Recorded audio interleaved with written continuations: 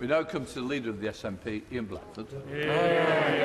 Thank you, Mr Speaker. I'm sure you will wish to join me and indeed the rest of the House in welcoming the moderator of the Church of Scotland to the gallery today, Lord Wallace, and to thank him for his sage words at his sermon this morning.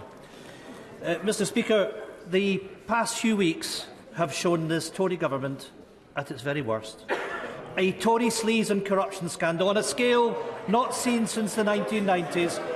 Tory cuts and tax rises that will leave millions of people worse off. A litany of broken promises, from HS2 to carbon capture, social care, the triple lock on pensions. And who can possibly forget the £20 billion bridge to Ireland that evaporated into thin air? At the centre of all this is one man, a Prime Minister who is floundering in failure. So, can I ask the Prime Minister, with his party falling in the polls, his colleagues briefing against him, has he considered calling it a day before he's pushed out the door? Prime Minister. Mr Speaker, I think what the people of this country want to hear is less talk about politics and politics, and they want to talk about what the government is doing for the people of Scotland.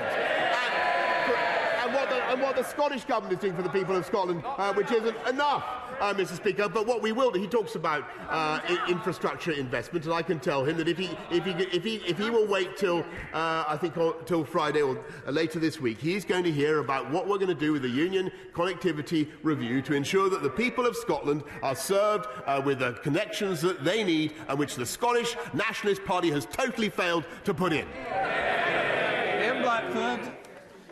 Thank you, Mr Speaker. That certainly wasn't an answer to the question I asked, but we're used to that. And I didn't expect the Prime Minister to take responsibility because he never does. But this isn't just about the chaos in the Conservative Party. It's about the state of the United Kingdom under his failing leadership. Because whilst the Prime Minister spends his time hunting for chatty pigs and staving off a leadership challenge from the Treasury, in the real world, Mr Speaker, people are suffering a Tory cost of living crisis. Brexit is hitting the economy hard, but the Prime Minister can't even give a coherent speech to business. The Prime Minister's officials have lost confidence in him. Tory MPs have lost confidence in him. The letters are going in, and the public have lost confidence in him. Why is he clinging on when quite clearly he simply isn't up to the job? Prime Minister.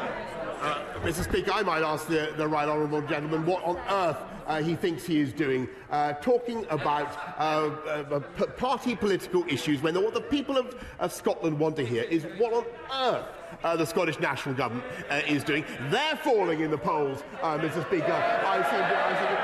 Their cause, yes they are, their cause is falling in the polls, and considering their manifold failures on tax, on education and all the things the people of Scotland really care about, I'm not surprised, and I can see some agreement on the benches opposite.